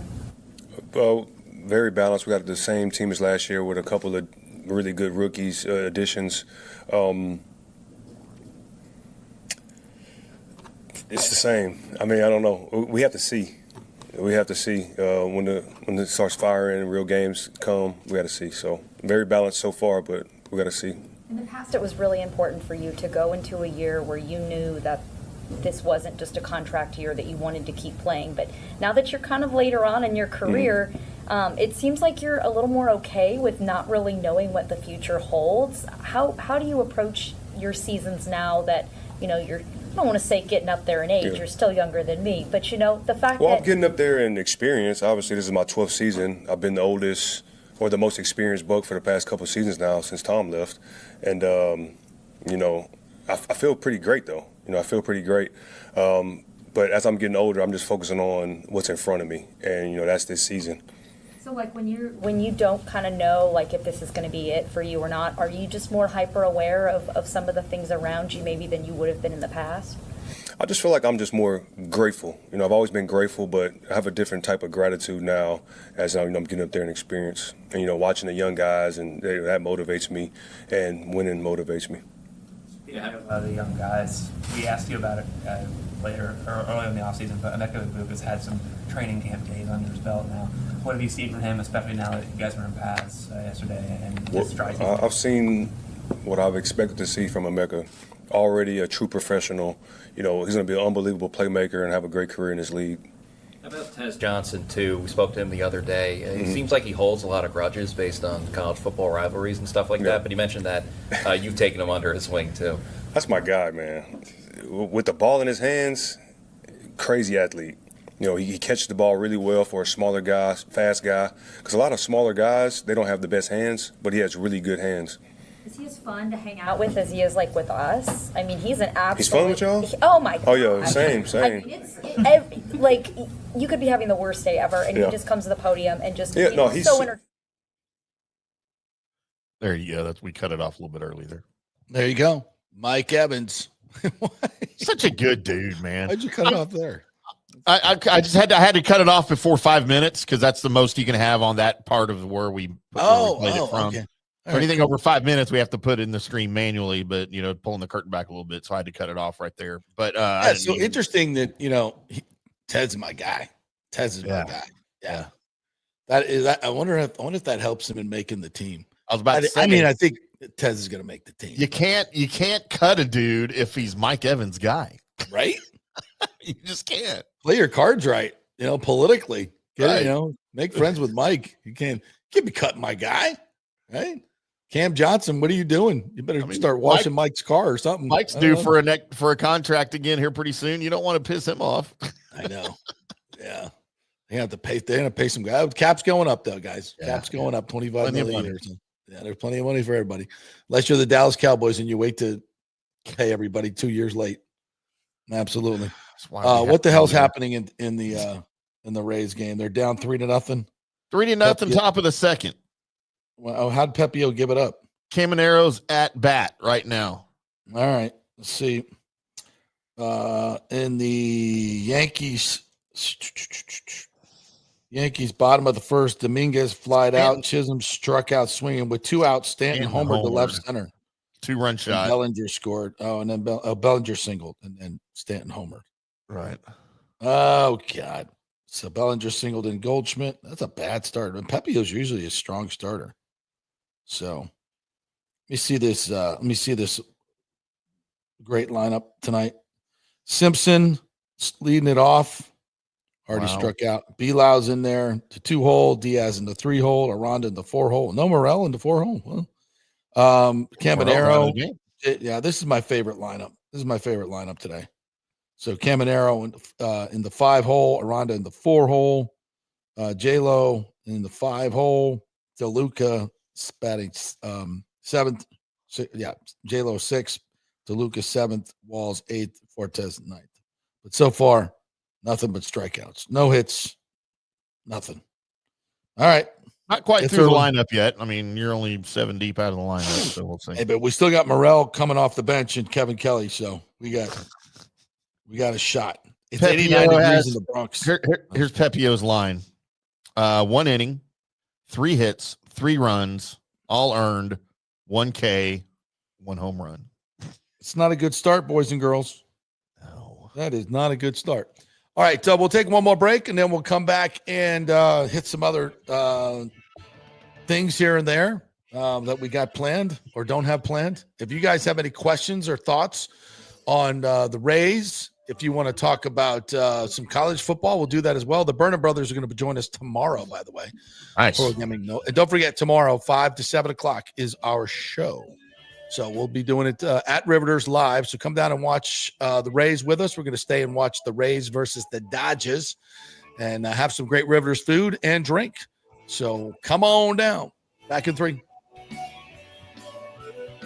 JP here for Riveters, the official sports bar and grill of the JP Peterson Show. We're located just south of Ray J and Steinbrenner Field, so it's a great pre- and post-game spot, and the happy hour is amazing. Monday through Friday, 3 to 7. Check out these specials. $3 Bud Light drafts, $4 domestic bottles, $5 wells, $6 premium wells, $6 cocktails like margaritas. It's unheard of. And the Riveters food is freshly made daily. No freezers. Happy hour food specials include $3.50 tacos and barbecue sliders. $6 you get edamame or chips with the beer cheese, which is amazing. $8 buffalo chicken dip, my favorite. The truffle fries, chili cheese fries, also $8 at happy hour. As well as other specials throughout the week, including Taco Tuesdays, you get $3 tacos, and Wing Wednesdays, 7 o'clock to 1 a.m. in the morning, you get our amazing wings, 5 for $5 and $5 wells and wines. That's a good Wednesday night. So if you're tired of the preppy, overpriced, generic sports bars, come see the amazing, friendly bartenders and staff at Riveters, where customer service really matters. Riveters, just south of where the Rays and Bucks play. We'll see you there. Going through a medical emergency without health care insurance can cause you to go into crippling debt. In most scenarios, people are forced to either break into their retirement funds or worse, they're forced to file for bankruptcy. The sad truth is that health care insurance is crucial in today's day and age. Look, I get it. Many of you think you're never going to get sick and health insurance is really expensive. Well, we can help you out with that. Depending on your income, we can find great plans at huge discounts. God forbid you get cancer, a car accident. It could literally ruin you financially for life. So make the call and find out. Even though the open enrollment period is over, you may have some qualifying life events that can help you get covered right away. It can be very complicated, a very intimidating process, but we can help. Go to our website and check out all the 5-star reviews about our helpful agents. Go to don'tgouncovered.com or call 800-669-1505. That's 800-669-1505. Spring means a time of renewal and Rays baseball, and the folks at Italiano Insurance want to welcome the Rays to Tampa and remind you it's time to renew those insurance policies with the now famous Italiano Insurance Checkup. Let the experienced and friendly agents shop your policy for the best price and coverage. Famous for saving me over $1,000 on our auto insurance last year and over $500 on our homeowners. Now that's a grand slam. Might as well get a double play by adding flood insurance and business insurance to your portfolio. Costs less than you think, and trust me, you do not want to risk your home or personal wealth. That's a big whiff. So step up to the plate and call 813-877-7799 and chat with the all-star agents at Italiano Insurance. 813-877-7799 or go to ItalianoInsurance.com. Go Rays! JP here for my friend Jason Fawcett, owner of On-Site Construction. They do residential and commercial renovations and new construction.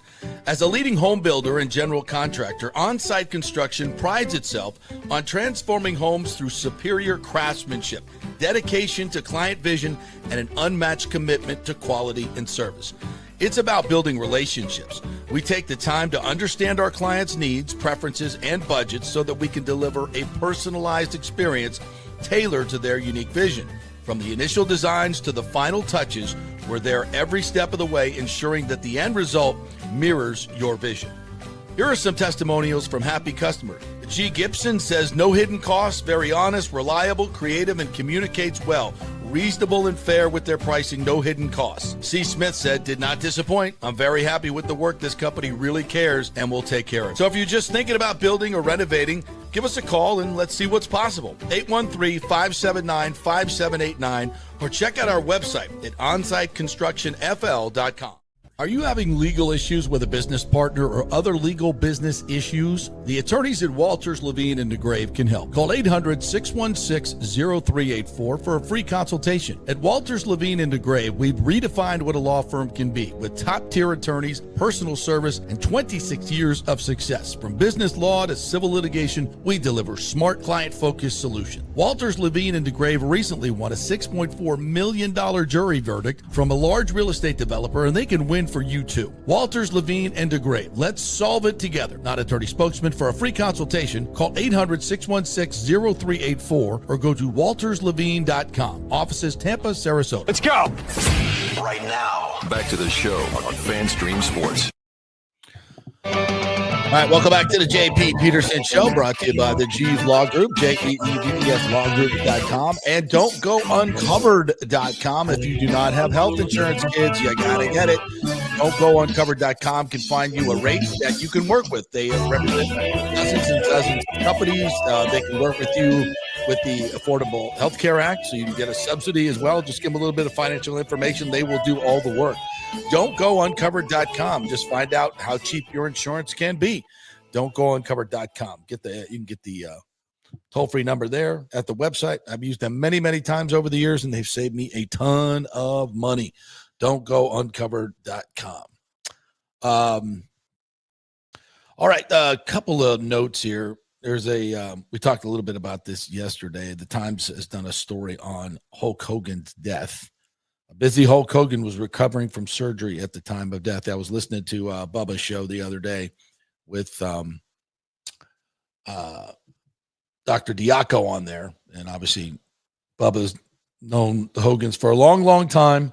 And he is believed to have had a second surgery. He's had 25 surgeries in the last 10 years on his back and his neck.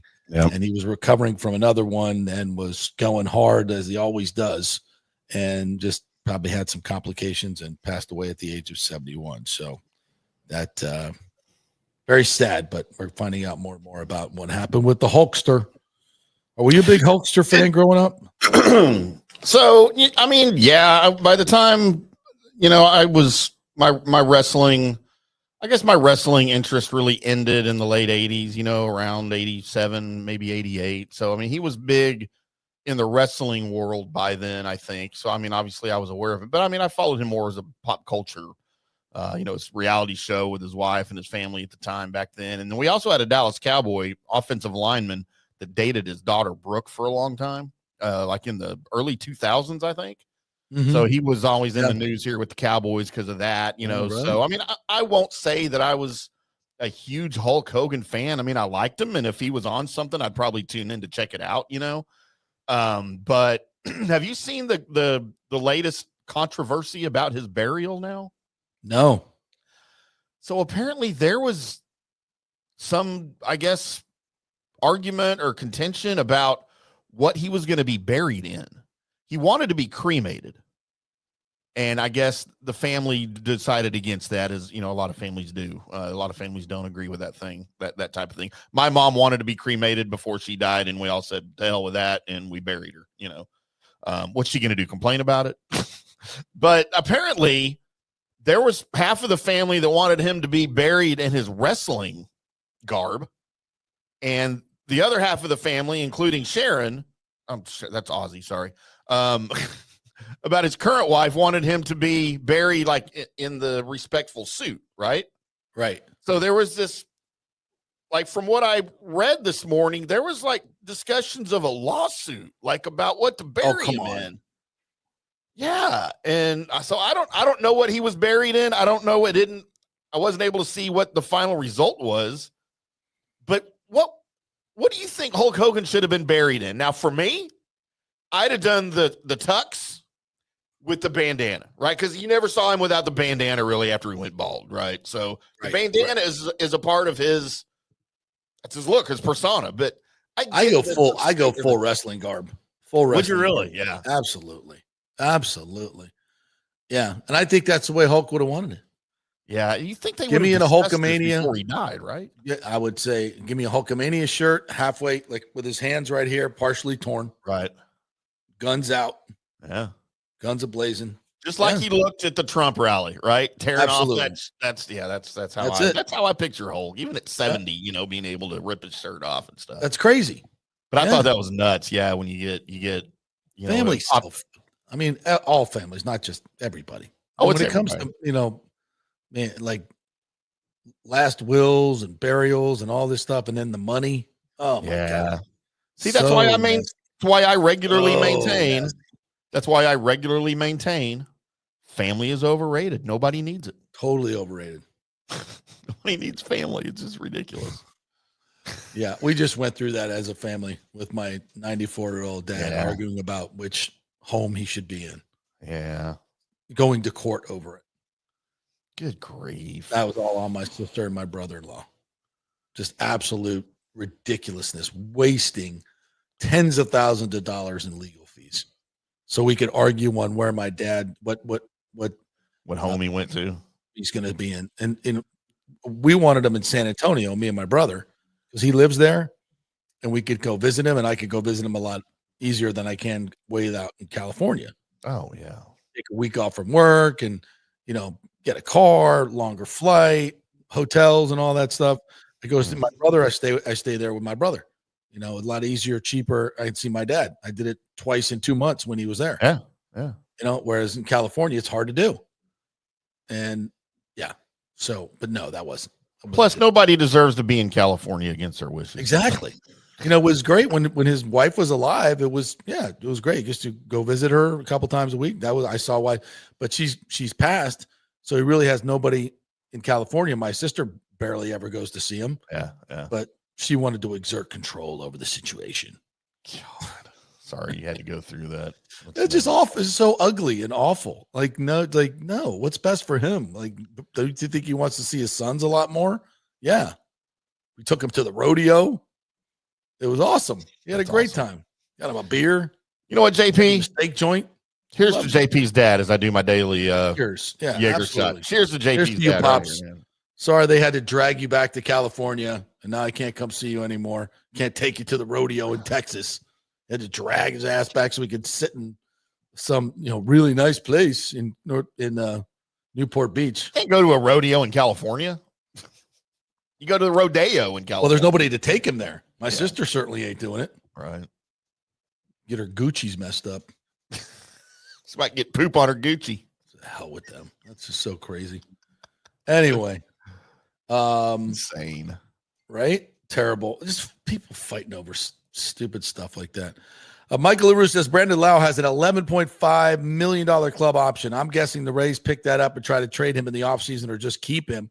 $11.5 million probably won't be a big deal anymore with new ownership. No, not for an all-star second baseman. That's the key. Yeah. I mean, we'd love for him to stay healthy, but, if at $11.5 million for a all-star power hitting second baseman when you have no power in the outfield, yeah, of course you want to keep Brandon Lau. I've been at times done with him because of his propensity to get injured, which of course he was on the injured list, but came back and had a big hit. So yeah, at this point, I would keep Yandy. I would keep Fairbanks, and I would keep, depending on what you get for him, right? I mean, everything is dependent on what's being offered. And so far, it doesn't look like much is being offered. I don't, the catching prospect, again, he's having a nice year at AAA, but he's 28 years old. If he was that good, he would have been up in the bigs before. Yeah. So I don't know hardly anything about him except his numbers, but no. Would you rather have Brandon Lau at $11 million or Marcus Semien at 20? Because that's what the Rangers are paying their second baseman. I'll take Brandon Lau. I think I tend to agree with you. Yeah. What's Semien having a good year? He had helped him win a World Series, though, didn't he? Oh, absolutely. He was an integral part of the World Series. Now he had a huge slump that lasted most of April and halfway through May, but he has since picked himself up. And he's having a pretty good year so far, but still $20 million is $20 million. The Rangers invested $500 million in their middle infield with Corey Seager and Marcus Semien with their contracts the year before the World Series. But it got him a World Series, so nobody complained. Intern Danny's giving me the heads up. No trade?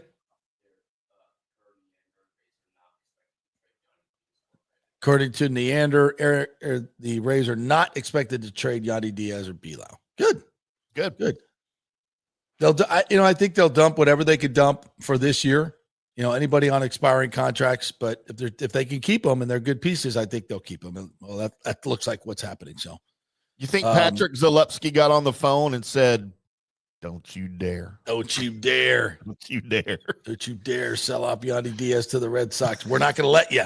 We're not going to let you." We're down 6-0 to the Yankees now. 6-0. That is correct. What happened? What happened? Pepio's getting shelled. Let's see. Bottom of the second, 3-run home run by Rice. Jiminy Christmas. Jim Rice is now hitting home runs against the Rays. Jim Rice is hitting home runs against the Rays. God, how bad has it gotten? And I think he's dead, isn't he? Oh, did we kill off Jim Rice? Did we bury Jim Rice? Check me. Douglas Batista said, "See you at Riveters tomorrow. My son and I will be there before the Morel and Kevin Kelly shit show." Awesome, Douglas. Let me buy you a beer, man. Jim Rice is 72 and alive and kicking. JP. Sorry, Jim. We have to apologize to Jim Rice, Bill Clement, and Gary Thorne on a regular basis. Sorry about that. You get confused at times. Rick says dying broke is not sad. It's called having a good timing and a great budget. Besides, the kids fight over it. Absolutely. I tell my kids, I'm dying broke. I gave you all I can give you. They'll be fine. Douglas Batista said, the good news about the Rays collapse is no playoff means the new ownership hopefully takes over sooner. Yeah. I think this is why the commissioner had a sudden shift on playoff games being held at Steinbrenner Field. Yeah, no, we're definitely going to have them. If they make it, we're definitely going to have it. Make sure they don't make it. Sell off coming. No problem. All right. Anything else we forgot? Anything else we need to get to today? Go Lions. Go Lions tonight. So we really have a football game tonight, huh? Preseason is starting, and it starts tonight, which means we are that much closer to the regular season, JP. That much closer, yes. We are like 5 weeks out of the regular season starting on September 7th. Awesome. Cannot wait. And I believe I'm working on right now, but I believe we're going to take the show to Atlanta. Not that we'll do a show on Friday or anything. I don't think I'm going up that early, but we'll do some social media stuff. Maybe Monday morning we'll be in Atlanta. I don't know, but yeah, I'm gonna head on up there for the first road game, so we'll get some good content up in Atlanta. Hopefully, we'll see. Send some more money to the travel fund. This JP Peterson Show travel fund. See that right there? The little QR code down on the left-hand side. Yeah, there you go. All right, that'll do it for us today. We're going to head on out to Riveters tomorrow. Don't forget, showtime is 5 to 7 tomorrow. I'll do a little post practice thing tomorrow. Tomorrow morning will be a practice, so I'll do a little post little emergency show right after from $1. Give you some thoughts on what happened yesterday and the interviews as well. And then we'll do a full show from 5 to 7 o'clock. So come, Douglas Batista is going to come here. I want to see you, Nathan Elliott, all you guys that always comment. Come on out to Riveters tomorrow, 5 to 7. We'll do the live show there. You can comment there, and we'll also sit around and watch some Rays and Dodgers, and that'll be fun. So we'll see you then. See ya.